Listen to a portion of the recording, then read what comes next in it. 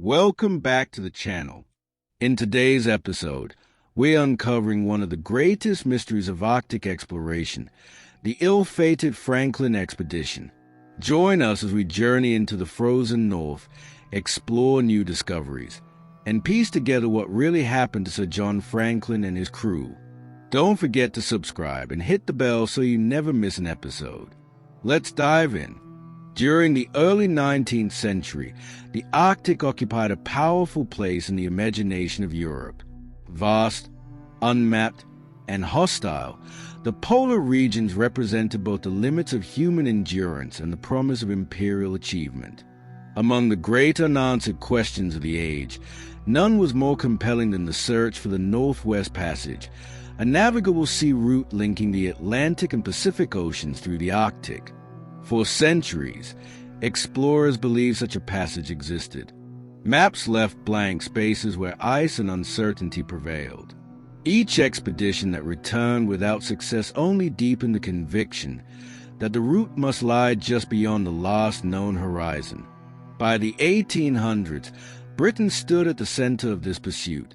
As the dominant naval power of the era, the British Empire viewed exploration as both a scientific duty and a strategic necessity.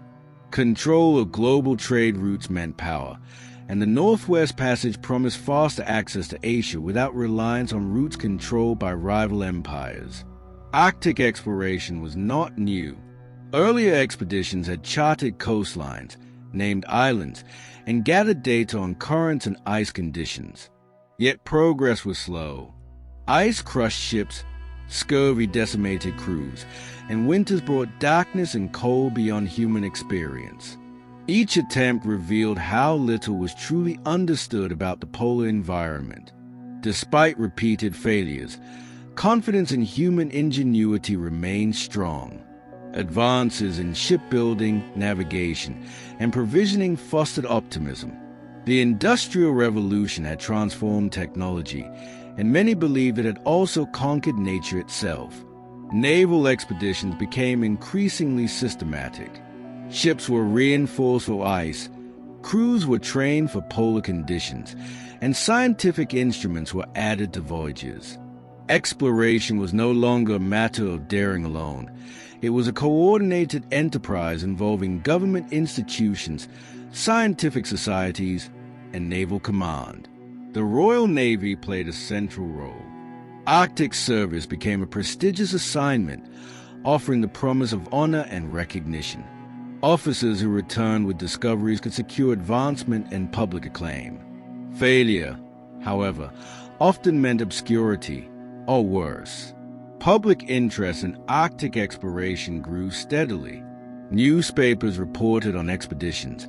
Lectures attracted large audiences, and illustrated accounts captured the imagination of readers. The Arctic was portrayed as a place of sublime danger, where heroism was measured against ice and isolation. This fascination was reinforced by national pride. Each expedition was framed as a testament to British resilience and superiority. Exploration became intertwined with identity, reinforcing the belief that perseverance would ultimately be rewarded. By the 1840s, much of the Arctic coastline had been mapped, but the Northwest Passage remained elusive. The remaining gaps lay in the high Arctic, where ice conditions were most severe. It was into this environment that the next great expedition would venture. The stage was set for one final attempt.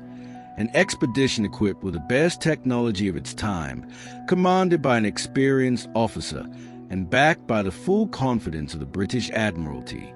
That expedition would be led by Sir John Franklin.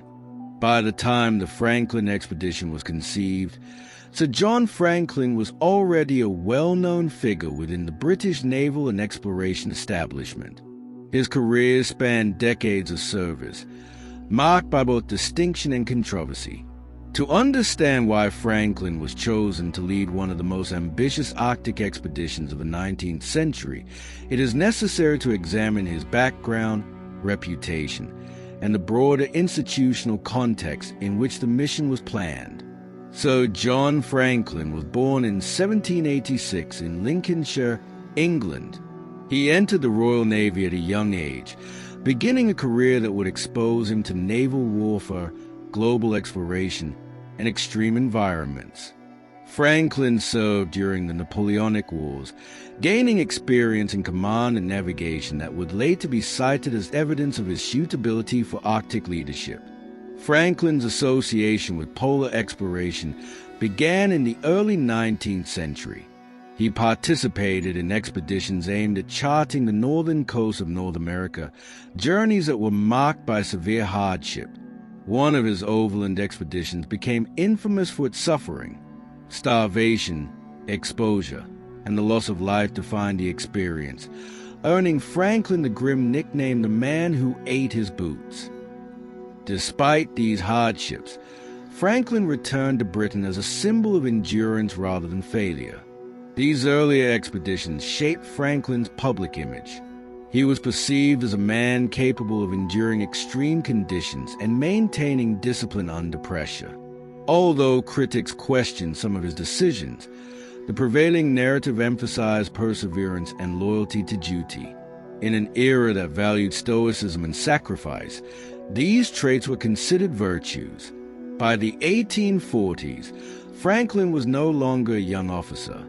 He was in his late 50s, an age that raised concerns among some contemporaries. Arctic exploration demanded physical resilience and adaptability, yet seniority and experience carried significant weight within naval culture. Franklin's age was interpreted not as a liability, but as a mark of wisdom and authority. Institutional considerations also influenced his selection. The British Admiralty sought a commander who embodied reliability and respectability. Franklin's reputation as a disciplined naval officer aligned with the Admiralty's desire for an expedition that would project competence and order. His past service lent legitimacy to the mission. The objective of the expedition was clear: to complete the discovery of the Northwest Passage by navigating the final unmapped sections of the Arctic coastline. Previous expeditions had narrowed the unknown areas, and optimism was high that the remaining gaps could be closed. The mission was framed not as an experiment, but as a culmination of decades of exploration. Preparation for the expedition was extensive. Planning involved multiple departments, including naval logistics, scientific advisors, and provisioning specialists.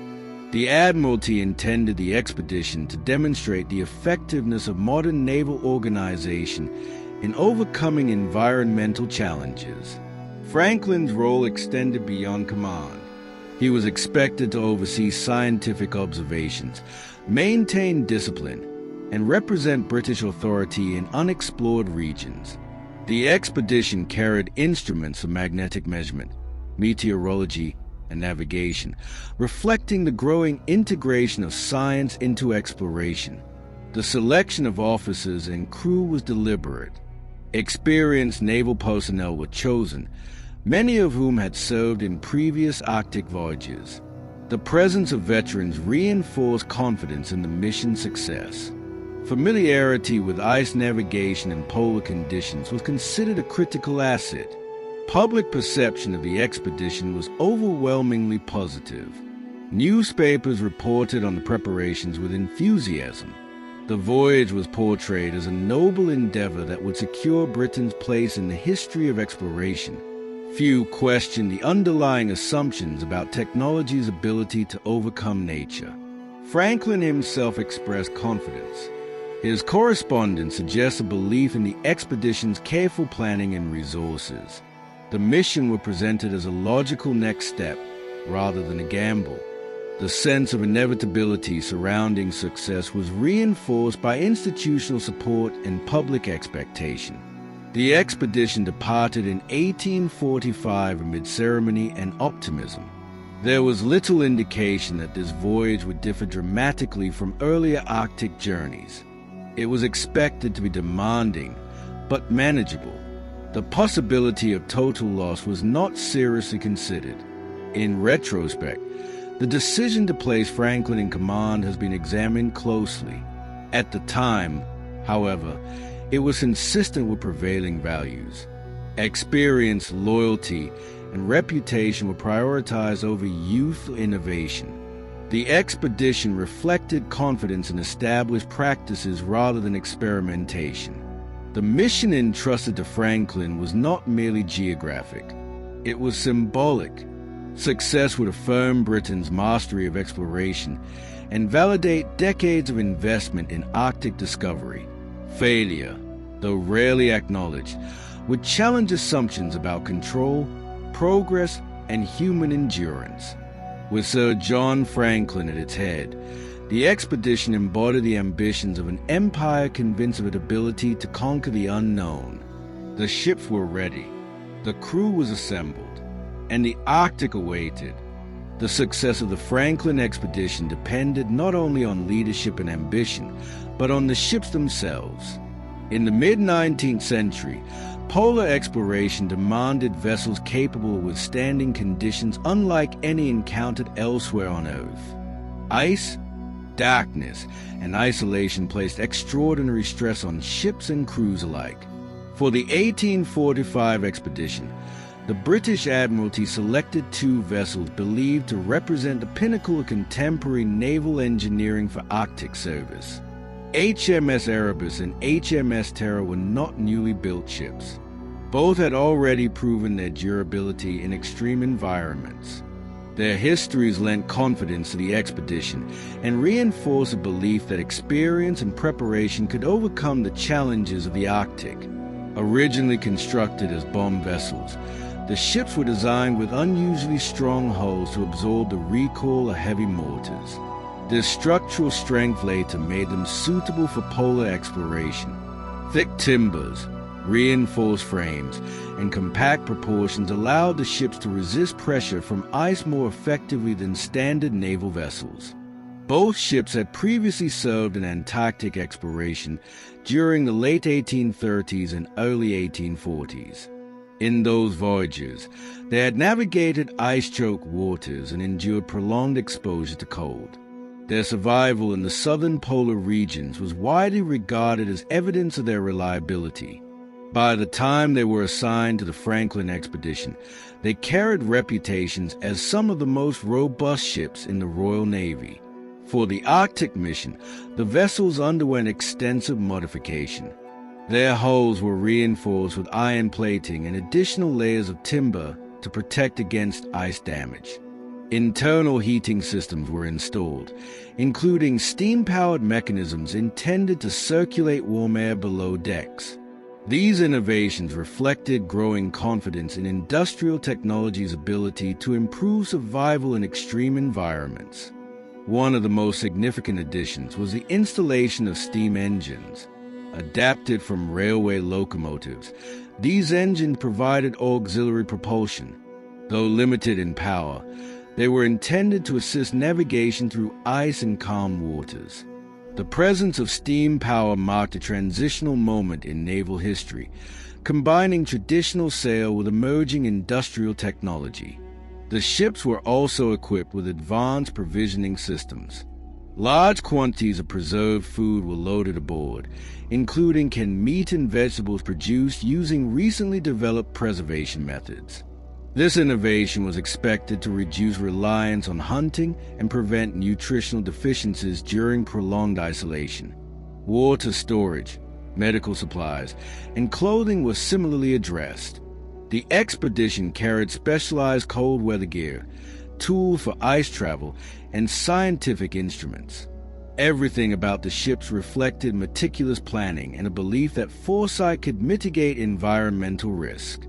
Below decks, the ships were designed to function as self-contained communities. Living quarters, mess areas, and workspaces were organized to maintain order and discipline during long periods of confinement. The assumption was that routine and structure would preserve morale and efficiency. Despite these preparations, limitations remained. The ships were heavy, reducing maneuverability in dense ice. Steam engines consumed valuable space and fuel. Heating systems, while innovative, relied on complex mechanisms vulnerable to failure. Preservation technology was relatively new, and its long-term effects were not fully understood. The confidence placed in the ships reflected broader attitudes of the era. Industrial advancement fostered optimism that nature could be mastered through engineering. The Arctic was perceived not as an uncontrollable force, but as a challenge to be solved with sufficient preparation. The crews assigned to Erebus and Terror trusted their vessels. For many, the ships represented safety amid uncertainty. Wood and iron separated them from lethal cold and moving ice. This trust would shape decisions made during the voyage. As the expedition departed, the ships carried not only supplies and equipment, but expectations. They were symbols of progress and national pride. Their presence reinforced a belief that this expedition differed from those that came before. Yet the Arctic environment tested ships in ways no engineer could fully predict. Ice exerted immense pressure, shifting unpredictably. Temperatures affected materials and machinery. Isolation magnified every failure. In retrospect, the ships embodied both the strengths and vulnerabilities of 19th century exploration. They were marvels of their time, yet product of assumptions that underestimated the Arctic's power. As Erebus and Terror sailed northward, they entered waters where charts ended and certainty disappeared. What lay ahead would test every aspect of their design and every belief placed in them. The ships moved steadily into the ice, and with them, the expedition passed beyond the last known point of return. In the summer of 1845, HMS Erebus and HMS Terror departed British waters and began their journey toward the Arctic. The departure marked the final moment when the expedition was fully visible to the world. From that point forward, its fate would unfold beyond regular communication, in regions where time moved slowly and uncertainty dominated every decision. The ships sailed north through the Atlantic and entered Baffin Bay, following routes previously charted by earlier expeditions. These waters were known but still dangerous. Ice conditions varied unpredictably, and navigation required constant vigilance. The expedition proceeded deliberately, maintaining discipline and adherence to established naval routines. In July 1845, the ships were sighted by whalers in Baffin Bay. This encounter would become the last confirmed observation of the Franklin expedition by Europeans. The crews appeared in good condition, and there was no indication of imminent danger. Spirits were reportedly high, and preparation for the winter appeared well organized. After this point, the expedition moved westward into uncharted territory. The intention was to pass through Lancaster Sound and continue along the northern coastline of the American continent. Maps of the region were incomplete, and much depended on observation, judgment, and experience. As the ships advanced, ice conditions worsened. Pack ice limited movement and forced adjustments to planned routes. Progress slowed. Navigating through narrow leads required patience and caution. Each decision carried significant consequences, as errors could result in entrapment or damage. By the autumn of 1845, the ships were forced to winter in the Arctic. This was not unexpected. Previous expeditions had done the same. Wintering involved anchoring in relatively sheltered waters and preparing for months of darkness and cold. Crews insulated ships, rationed supplies, and maintained strict routines to preserve health and morale. The Arctic winter imposed extreme conditions. Temperatures dropped far below freezing. Darkness persisted for weeks at a time. Isolation intensified psychological strain. The expedition relied on planning and discipline to endure this period. In the spring of 1846, the ships resumed movement. As ice loosened, they continued southward along King William Island. This region represented one of the final unknown segments of the Northwest Passage. Success here would complete the long-sought route. However, ice conditions proved exceptionally severe. The ships became trapped in pack ice off the island's coast. Unlike seasonal wintering, this entrapment persisted beyond a single year. The ice did not release the vessels as expected. By the winter of 1846 to 1847, it became clear that circumstances were deteriorating. Supplies diminished, and prolonged immobility strained both equipment and crew. The Arctic environment exerted continuous pressure, both physical and psychological. Communication with the outside world was impossible. The expedition existed in isolation, dependent entirely on its own resources and leadership. Decisions made during this period would determine survival or loss. Evidence later recovered suggests that at least one officer died during this time, marking the first known fatality of the expedition. The loss underscored the severity of conditions and the limits of preparation. The ice surrounding Erebus and Terror remained unyielding. The ships, once symbols of confidence, became immobile shelters. The optimism that accompanied departure gradually gave way to uncertainty. The Arctic had imposed its terms. Movement ceased. Time stretched endlessly. The expedition had crossed a threshold, from exploration into endurance. After the winter of 1846 to 1847, the Franklin expedition vanished into silence. No messages reached Britain. No ships returned. No signals were observed along known Arctic routes. What had begun as a carefully planned naval mission now existed only as absence. As months passed without word, concern gradually replaced optimism. In the mid-19th century, long periods without communication were not unusual for Arctic expeditions. Ships often disappeared from public awareness for years at a time. Initially, the lack of news from Erebus and Terror did not immediately alarm authorities. The expedition had been provisioned for multiple years, and wintering in the Arctic was expected. However, as time passed, uncertainty grew. By 1847, families of the crew began to express concern. The British Admiralty monitored reports from whalers and traders, hoping for sightings or information. None appeared. The Arctic remained silent. So John Franklin's absence carried symbolic weight. As a respected officer and public figure, his failure to return prompted increasing attention. Newspapers speculated cautiously. Rumors circulated, though few were based on evidence. The absence of concrete information deepened anxiety. In 1848, the Admiralty authorized the first formal search expedition. This decision marked a shift from patience to alarm. The possibility that the expedition had encountered serious difficulty could no longer be ignored. Search efforts were launched along multiple routes. Ships were dispatched to known Arctic waters, instructed to look for traces of the missing expedition. Overland parties explored coastlines on foot, guided by maps and prior expedition records. Each search was an attempt to penetrate the silence. Despite these efforts, results were limited. The Arctic's vastness and harsh conditions hindered progress.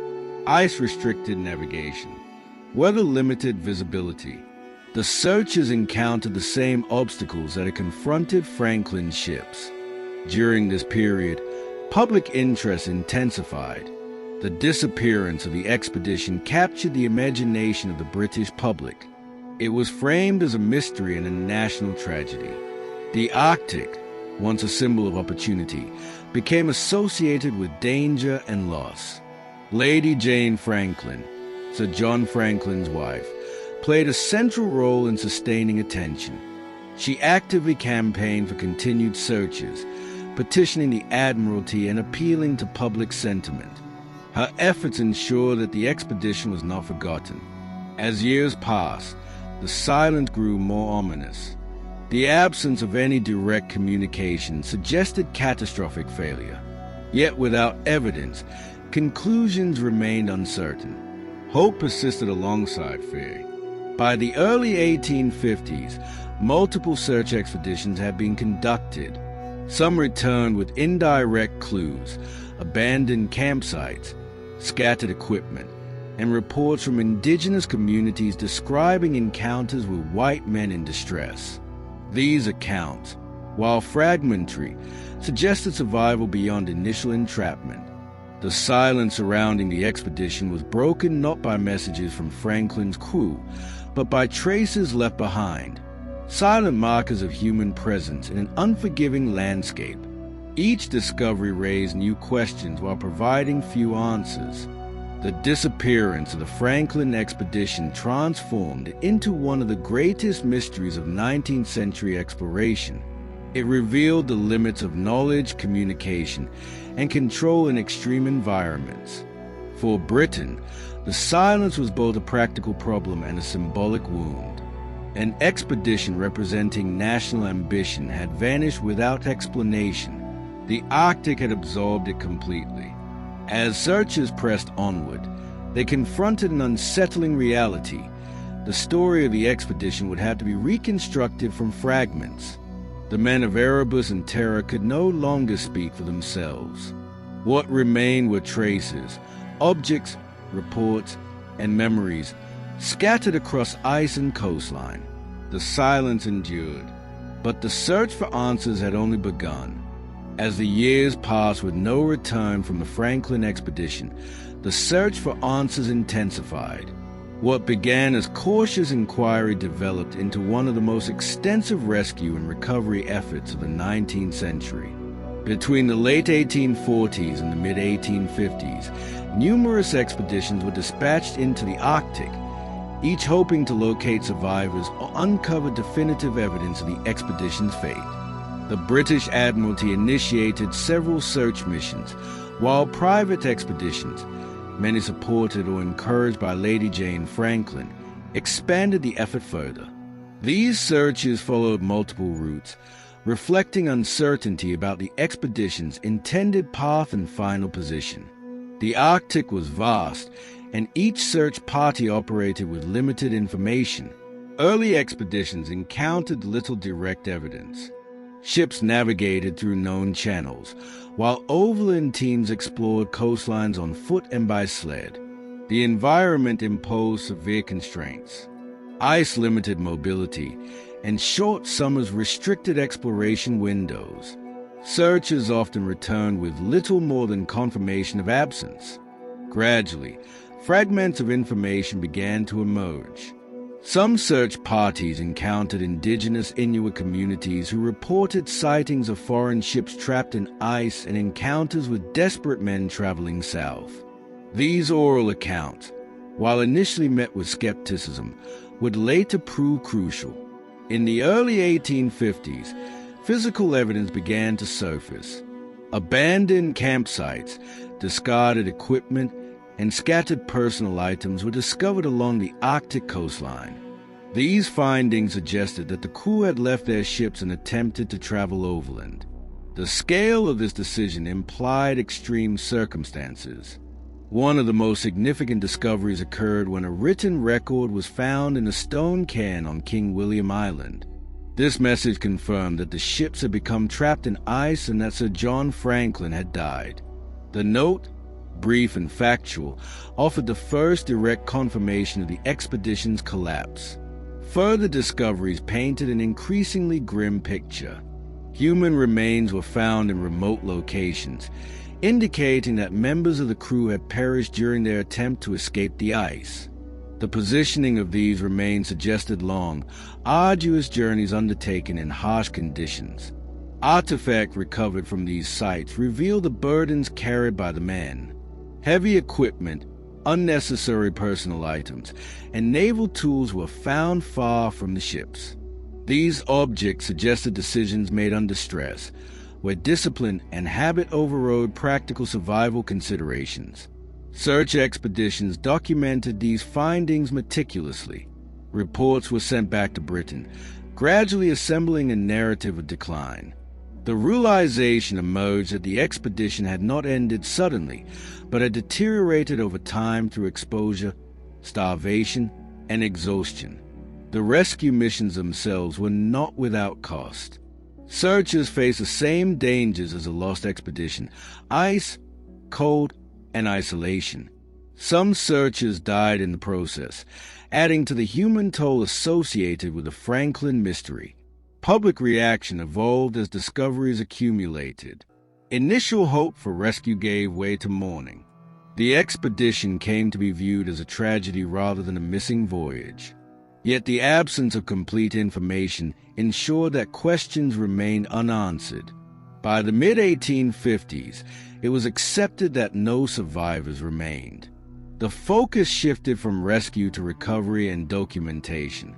The search expeditions had become historical investigations, seeking to preserve knowledge of what had occurred. The discoveries made during these missions reshaped understanding of Arctic exploration. They demonstrated the limits of preparation and the dangers of overconfidence. The Arctic was no longer perceived merely as a challenge to be overcome, but as an environment that demanded respect.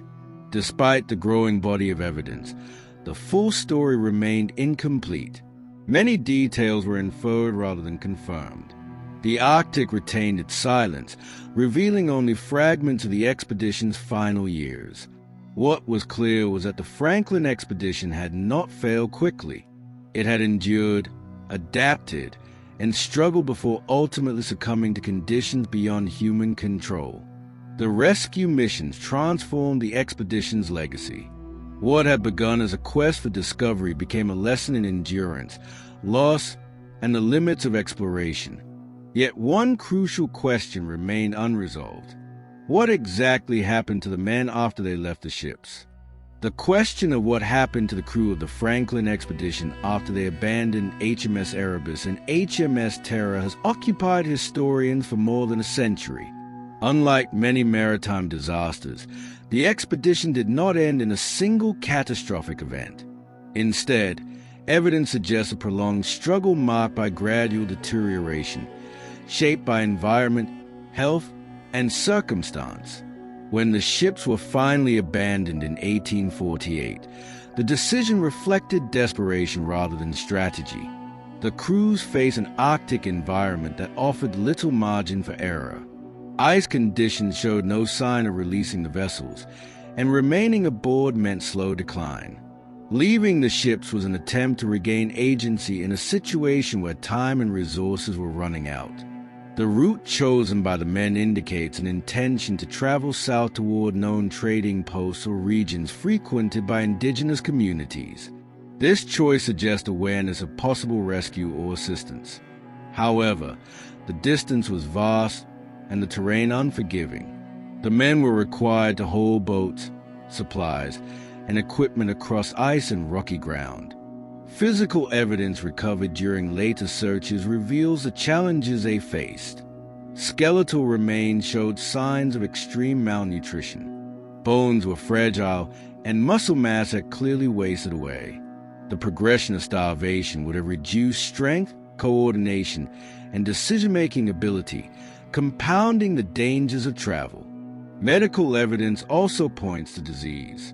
Symptoms consistent with scurvy appear in recovered remains, indicating vitamin deficiencies despite the expedition's provisions.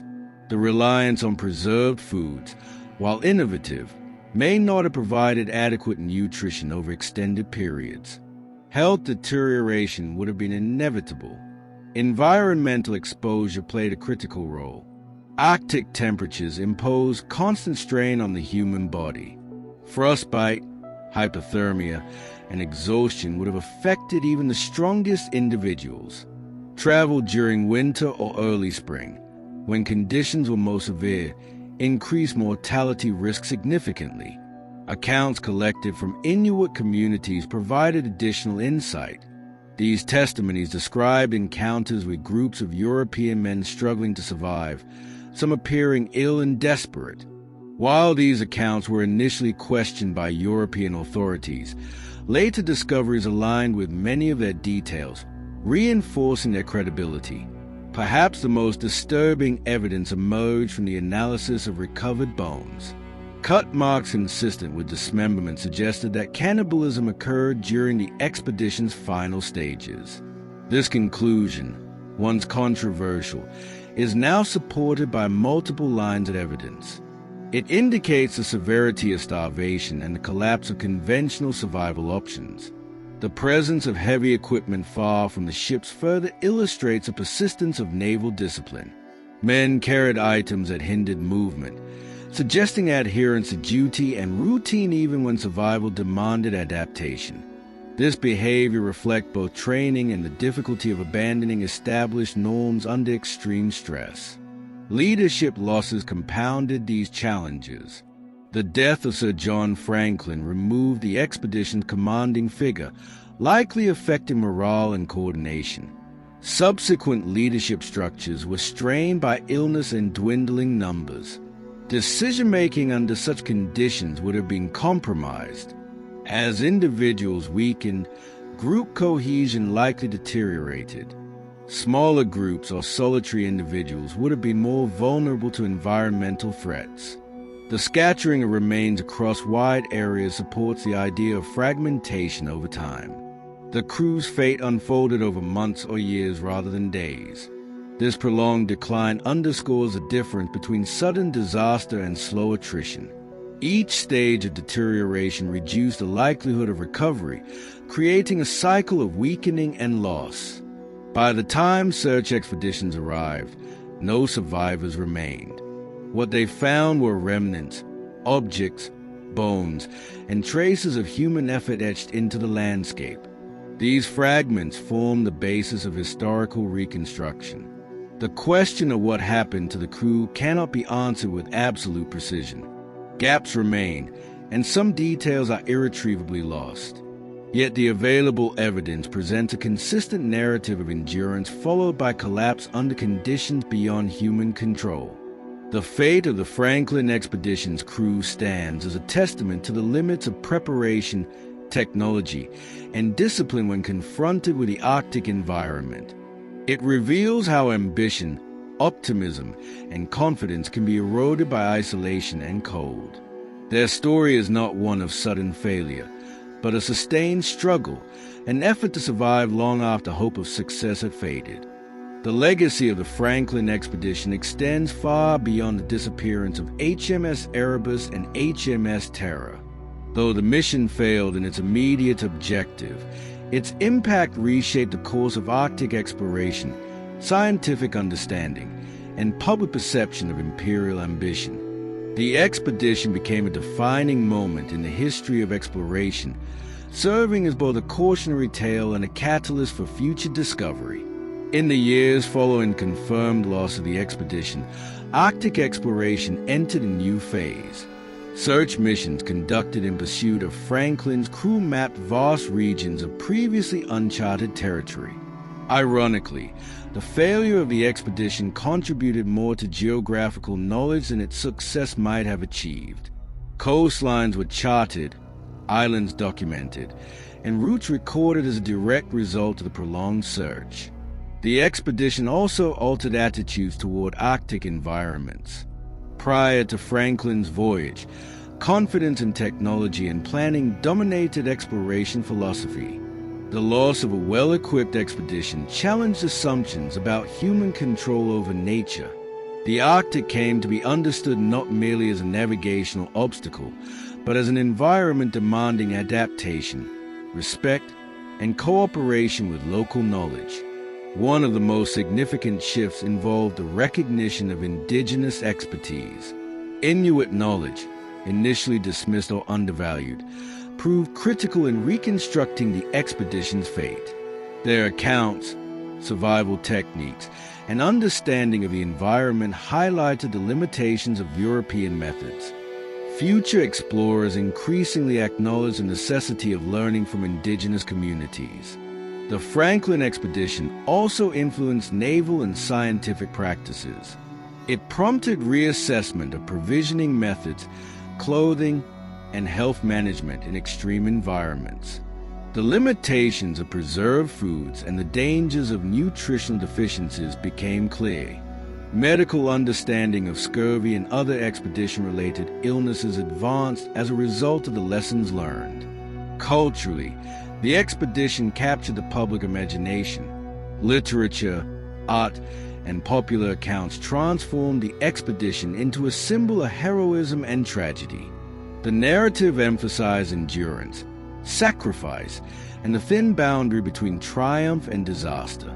Franklin himself became a mythic figure, representing both ambition and vulnerability. The story also influenced how societies remembered exploration. Rather than celebrating success alone, the Franklin expedition underscored the importance of documenting failure. Its legacy contributed to a more nuanced understanding of exploration as a human endeavor shaped by uncertainty and risk.